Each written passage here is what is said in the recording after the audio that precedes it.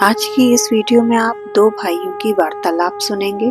जब भाई भरत ने अयोध्या के राजा श्री राम जी से माता कैकेयी के षड्यंत्र को एक राजद्रोह की बात कहकर उन्हें दंड का अधिकारी क्यों नहीं दिया गया, क्या अयोध्या के राजा श्री राम ने माता कैकेयी को कोई दंड न देकर उनका यह निर्णय न्यायसंगत था?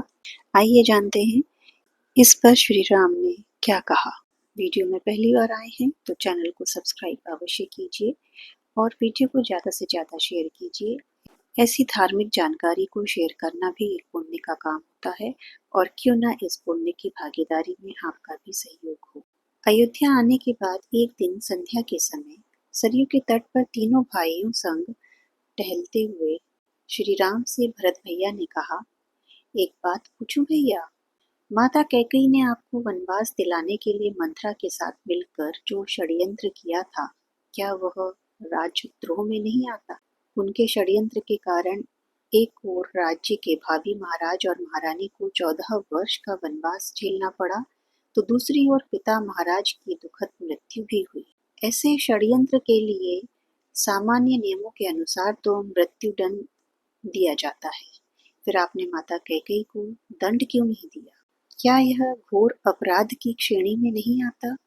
माता कैकेयी के लिए भरत के मुख से ये वाक्य सुन श्री राम जी मुस्कुराए, बोले, जानते हो भरत, किसी कुल में एक चरित्रवान और धर्मपरायण पुत्र जन्म ले ले तो उसका जीवन उसके असंख्य पीढ़ी के पितरों के अपराधों का प्रायश्चित कर देता है।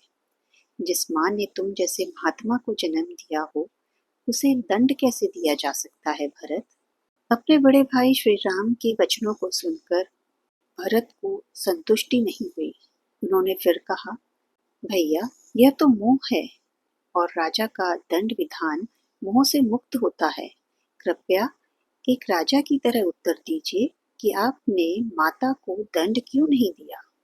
यूं समझिए कि आपसे यह प्रश्न आपका अनुज नहीं, अयोध्या का एक सामान्य नागरिक कर रहा है। राम गंभीर हो गए। कुछ क्षण के मौन रहने के बाद उन्होंने कहा, अपने सगे संबंधियों के किसी अपराध पर कोई दंड न देना ही इस सृष्टि का सबसे कठोरतम दंड है भरत। माता कैकेयी ने अपनी एक भूल का बहुत बड़ा कठोर दंड भोगा है।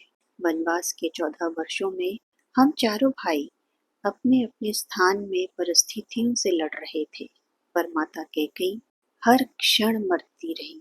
अपनी एक भूल के कारण उन्होंने अपना पति खोया, अपने 4 बेटे खोए, अपना समस्त सुख सम्मान खोया, फिर भी वे उस अपराध बोध से कभी मुक्त नहीं हो सकती। वनवास तो समाप्त हो गया, परिवार के शेष सदस्य प्रसन्न और सुखी हो गए, पर वे कभी प्रसन्न न हो सके। कोई राजा किसी स्त्री को इससे कठोर दंड और क्या दे सकता है?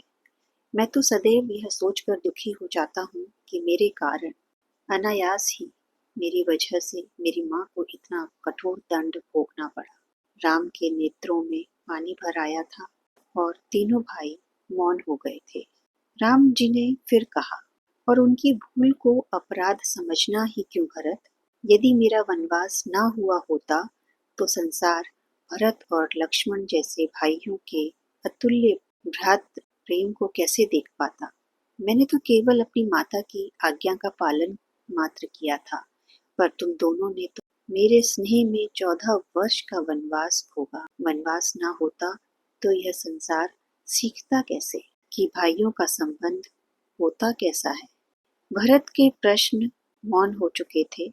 वे अनायास ही बड़े भाई से लिपट के रोने लगे। इसलिए दोस्तों, इस प्रसंग से ये बात तो आप सबको भी समझ में आ ही गई होगी कि राम कोई नारा नहीं है, राम एक आचरण है, एक चरित्र है, एक मानव जीवन जीने की शैली है।